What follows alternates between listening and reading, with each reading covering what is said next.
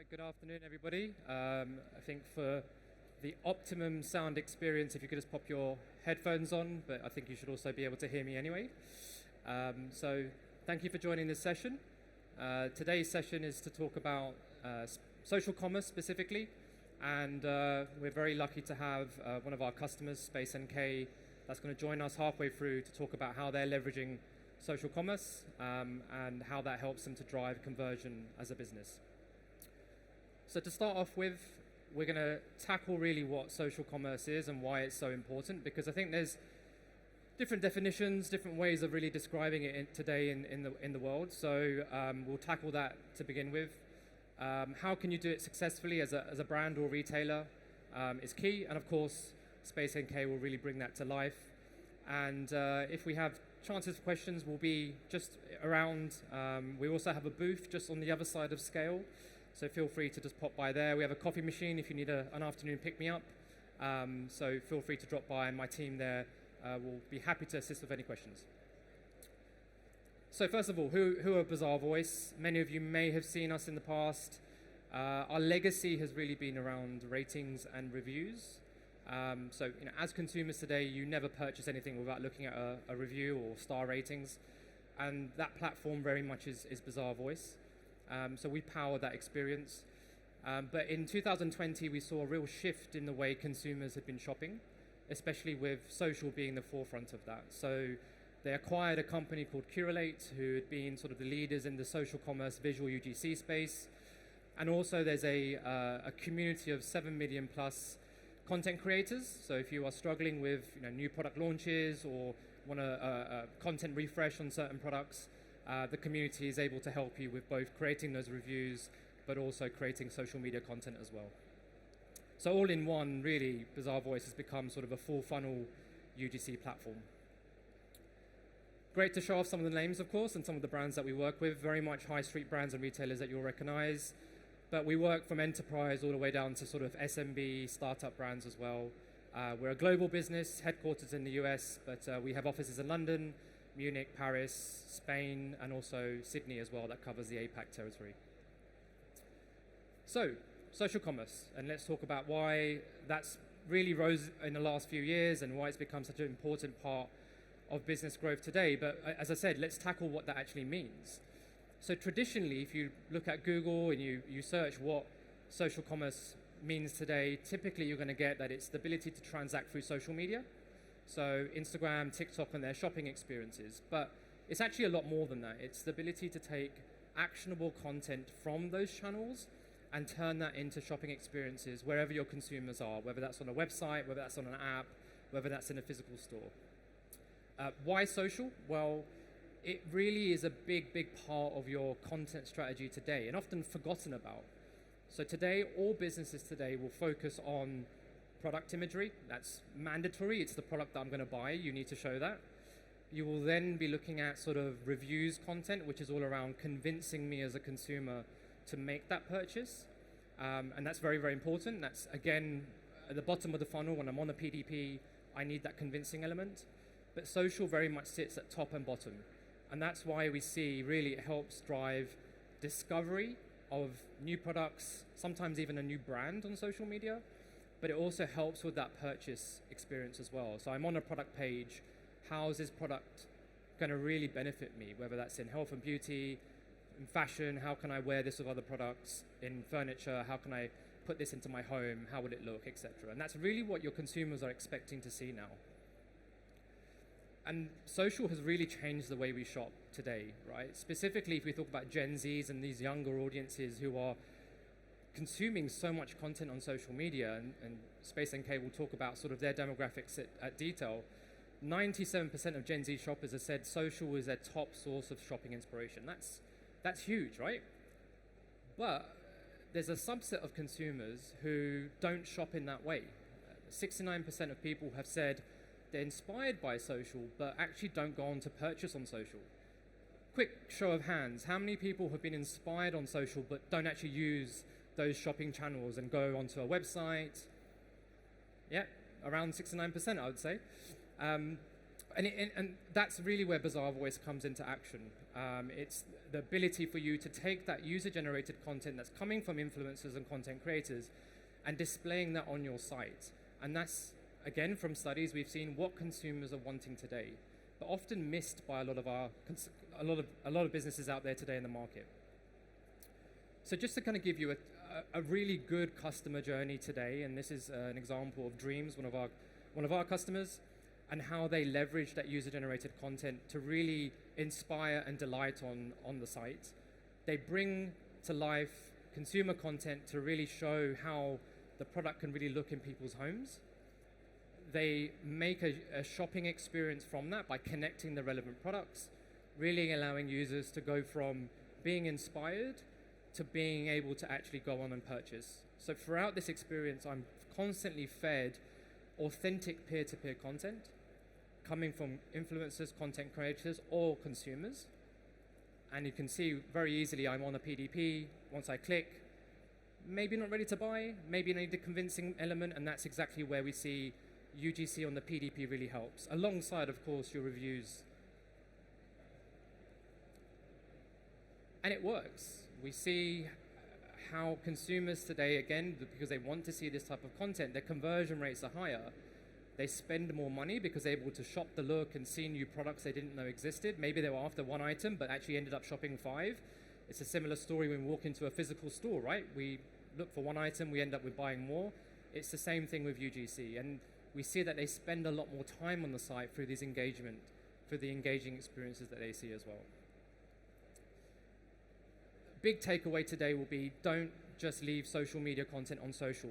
Expose it on all of your key channels where your consumers are, whether that's on social again, or whether that is on your website, whether that's an app, whether that's on paid media, retargeting ads, etc. So moderate that content, make it authentic, make sure that it meets your brand guidelines, and then display it across those key touch points that I just mentioned. Okay, and that leads me nicely onto our sort of fireside chat with Space NK. So big round of applause for both Lizzie and Eleanor, who have made the trip in from their offices near Charlotte Street, I think, is it? Yeah. Near the area, yeah? Or from home.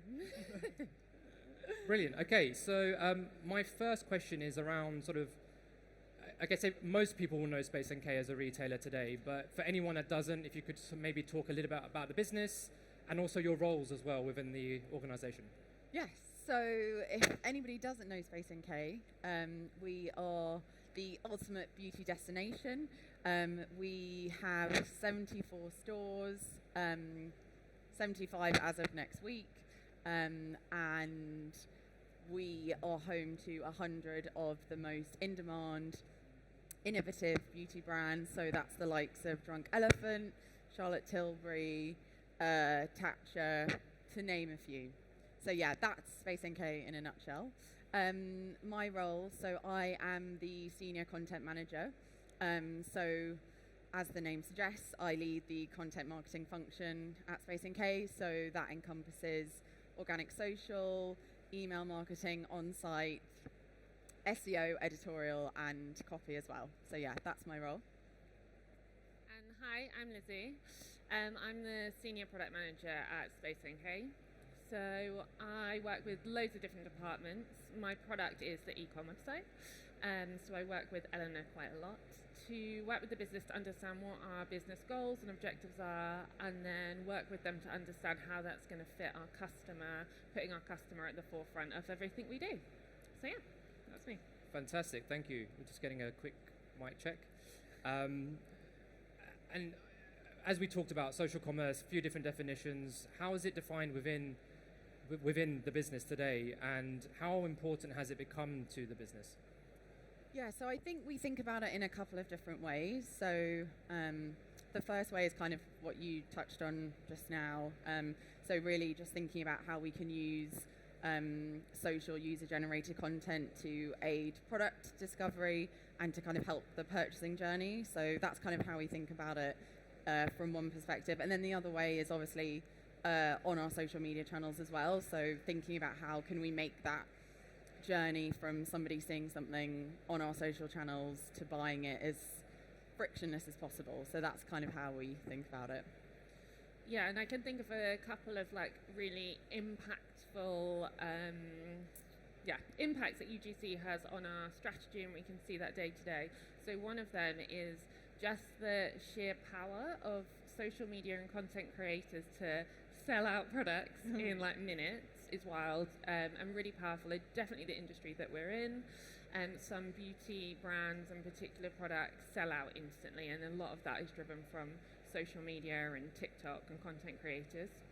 We also have seen a massive increase in our customer base, and a lot of that is driven from Gen Zs. Our stores are incredibly busy during like not in term time, so over summer holidays, and that's definitely been driven from some of the younger brands that we brought on and the content that they have been creating. And then thirdly is just around, as Eleanor mentioned, supporting that purchasing decision online. So we can see, just looking at sessions on a PDP, those PDPs that have UGC on them, we see about a 26% increase in conversion rate when someone has actively interacted with it. And it goes up to like 50% if you're looking at just all PDP sessions as a whole. So we directly see that having a really powerful impact on conversion rate, and that's from just customers being able to see someone try on the product that you can get in store, look at that, it works really well for makeup, look at that product on someone who's got a similar skin tone to you, is maybe a similar age, has a similar style, that's hard for us to get across just in written copy. So yeah. Wow, amazing. And why did you, I mean, you kind of touched on it, but why did you invest in sort of a technology in this, and actually what made you choose Bazaar Voice as well? Yeah, so I took on the kind of management of the organic social team like probably maybe like a year and a bit ago. Yeah. And one of the things that struck me was like how much content we were being tagged in every single day. And this is like really, really high quality social content, unprompted. And all of this content was basically just living in our like mentions and tags on Instagram and like on TikTok as well. So really, that's where it came from. We just felt that there was this huge wealth of content that we basically weren't surfacing anywhere else. So that's kind of where the idea stemmed from. And obviously, like, it had been something that we'd been talking about for a while anyway. And then in terms of Bazaar Voice specifically, so it kind of felt like an obvious choice for us. We already work with Bazaar Voice on their kind of rating and review side of things.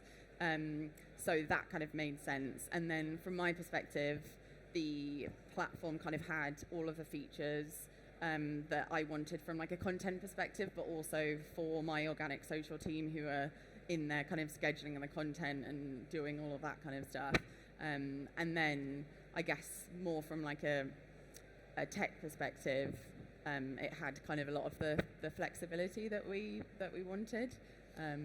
Yeah, so I would say as a whole we prefer to build and not buy. So we've had quite a few discussions around who was the right vendor for us to work with.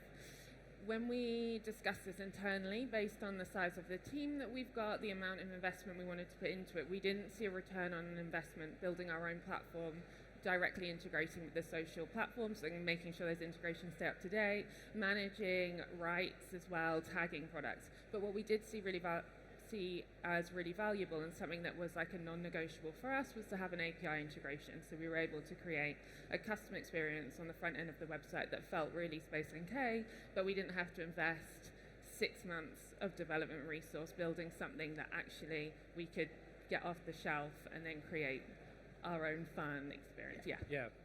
So in summary, ladies and gentlemen, don't build, buy, I think is the key takeaway there. In this case. Yeah. Great. Well, just want to talk a little bit about what you do in social and your link in bio strategy today. You use a technology called Like to Buy, which is obviously through Bazaar Voice, to drive users from social to your site. Why did you launch that? What was sort of the use case behind this, and how have you seen this sort of benefit your overall social experience? Yeah, so as a business, we have a few kind of core key business objectives, and one of them is make shopping easier. And lots of different teams throughout the business are kind of constantly thinking of ways that we can facilitate a more kind of frictionless experience for customers and get them to that kind of final stage of checking out as quickly as possible. So really that's kind of where it came from, just thinking about how we could make it as easy as possible for somebody to, you know, hopefully love our content on social and then just be able to tap through and buy it without having to go and search on our website. Yeah. People on social are so lazy, they just want an easy couple of clicks and they're on your site, right? Easy to purchase. So yeah, it makes sense. Moving over to the site then, I mean, I love the fact that as soon as you land on the site, right at the top of the funnel, top of the page, you've got UGC, and it's best in class, and we love it. We love showing this as a best in class example to all of our customers. So yeah, talk to me a little bit about sort of why did you do it right at the top? Because we've seen most customers, they try and bury it, thinking, oh, it's a busy homepage, we'll put it at the bottom. So yeah, talk me through what made you do that. So when we first implemented UGC on the site, it was also something that we wanted to get live for peak. You'll know the contract discussions went on for a really long time, and then we had to get it live within like a week, which we got it live really quickly, which was nice. First, we implemented just the out-of-the-box carousel, which was, I don't know, maybe third or fourth message down on the homepage. What we saw from that, and when we built our own version of a really similar carousel, what we saw was actually the interaction rate was really good, but actually people don't scroll. So you're getting like 20% of your impressions actually even seeing that. So it was actually a challenge from our CEO, like how can you get everybody on your site viewing UGC? So we decided to move it up as the first message. We've done a couple of different iterations of what this looks like. The first iteration, we kind of did our version of Instagram stories, hence why it's called UGC stories internally. And what we saw was, although our impression rate was 100% on homepage, we were getting only about 1% interaction rate, which actually net was really what we were seeing before. So we've done a couple of different iterations. This is the current one, and this is where we've grouped the content by theme. Previously, we were just showing the most recent content, or we could filter it if it was a certain campaign, that it wasn't very obvious to the customer what they were interacting with. So we've seen, I think it was actually like, we A/B test this and we saw 1,500% increase in click rate, and that's been consistent. We've seen a massive increase in customers interacting with this. It's been a bit contentious because whether it looks like a navigation, but from my perspective, it is almost another way of navigating the site and discovering products. Our homepage is really all about discovery. So yeah, this has worked well, and we'll continue to develop it, but hopefully it's here to stay. Yeah. Nice. And you have this add to basket on the modal as well. So have you seen an impact through that? Any positive impact? So previously, when we first implemented it, we didn't have it, and we just had to click through directly to product. We added this in because it felt like a bit of a no-brainer, just to make it easier for the customer to add that product. To be honest, we don't see a lot of people adding to bags. If we look at all add to bags across the entire site, it actually makes up quite a small proportion. But what we do see is people then clicking through to the products. And this kind of marries in with when we're looking at our PDP and we're saying, all right, we see a 26% increase when someone's clicked on it in conversion, but actually a 50% just based on it being shown, then actually being visible on the site is having an impact, and watching so the add to bag is a nice to have and like best practice, but we haven't seen any kind of massive changes from adding that in. Okay. Authenticity obviously is a massive talking point today as in the industry. So how do you ensure your experiences are authentic, and do you work with specific content creators to provide that? Yeah, so obviously authenticity is massively important to us, as it is for kind of lots of retailers and brands out there. And we really try kind of across a number of different teams to cultivate a community of creators, customers, VIPs, and then in having that community of people who really like know and love Space NK, it means we can kind of lean on them and kind of for them to create content, and then it's just a bit more kind of authentic. But one thing we have done specifically, I think at the beginning of the year, we launched a kind of social sampling program, and the reason behind this was basically we wanted to be able to have social UGC when we launch new products. And often we might get that UGC, but it will be, you know, a week or so after the launch. So we were trying to think of ways that we could do that. So essentially we offer up the opportunity to our Instagram followers to try new and often kind of exclusive products. And yeah, there's zero kind of obligation for them to create content or to post about us. But we find that in, you know, sending them a product that not only do they return the content, but the content is of a really high quality and just naturally a bit more authentic, because again, there is no kind of obligation for them to create the content. Yeah. So yeah, it's worked really well. Our brands particularly love it just because it gives us a bit of an edge versus some of our other competitors. Sure. So yeah, that's been working really well. Great. Yeah, we did the first one over Christmas and we were really nervous that no one was going to say they wanted to do it. And then we came back after Christmas and we did have people, and we sent out the Lizzie were there like packaging the 30 samples up. But yeah, it was really good. Good, amazing. So let's move over to the product page.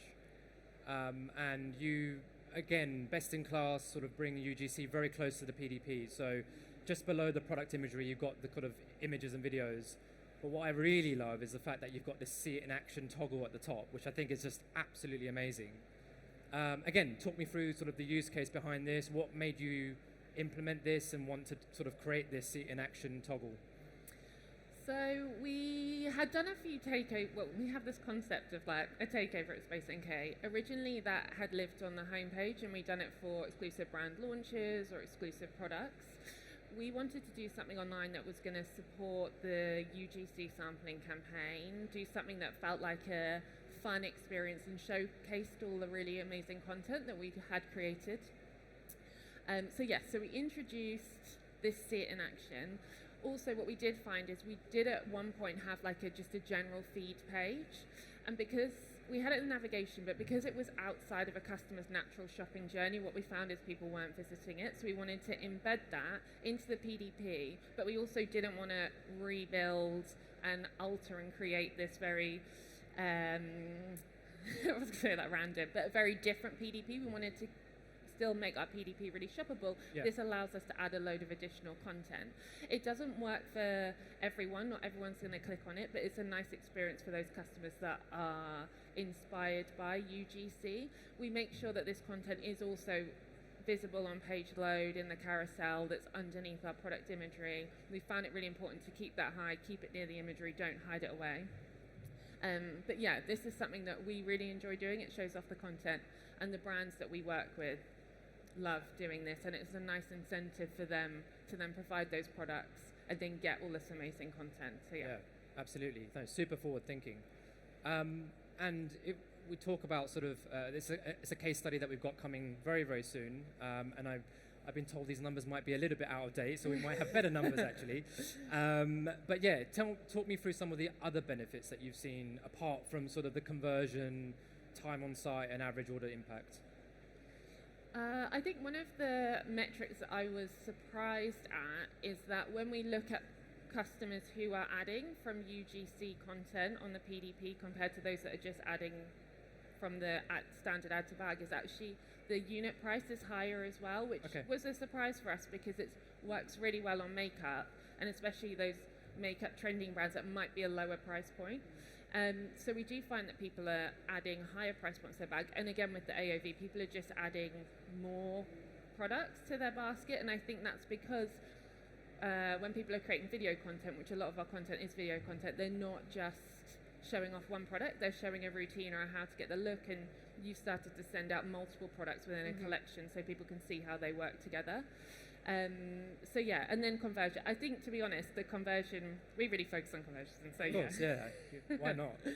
Makes sense. Yeah, and then I think the other just couple of benefits are a bit more like anecdotal, but still really strong. So obviously I've kind of talked about the benefit in terms of the brand. So yeah, it definitely gives us that edge in terms of what we can offer, and just means that we're creating a much more kind of rounded experience for our customers when we do launch products. And then the second thing has also been around like building creator relationships. So as I kind of spoke to with our social sampling program, working with those creators, you know, it's great for them because they get access to our platform, they get featured on our website that has lots of people viewing it all the time. Yeah. And then we also get the benefit of their content. So from that perspective as well, like we've been able to kind of build a bit of like a micro community of those creators. So yeah, that's been really positive. Fantastic. Last question, because I know we're out of time.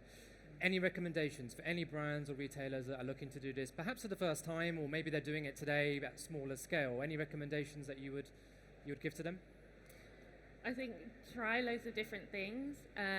Don't implement something that's really standard. Be creative. It's not going to work for everyone, but actually, if you're selling a product that for Space NK, you are selling, you're buying a physical product, but you're also buying this feeling, and creating something that's fun and exciting that mirrors the content that you're showing would work for us.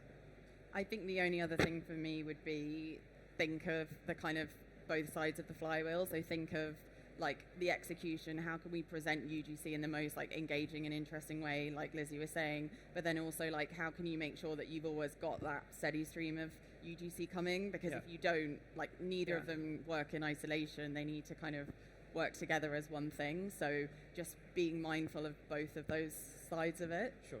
So yeah, I'd say you need that investment. Yeah, you do. Yeah, you definitely do. Makes sense. Thank you so much for your time. Really appreciate that. And hopefully you found that insightful. As mentioned, the ladies will be here as well, and we are at the booth just across over there. So if there's any questions, feel free to pop over and ask us away. So yeah, thank you very much, and enjoy your afternoons.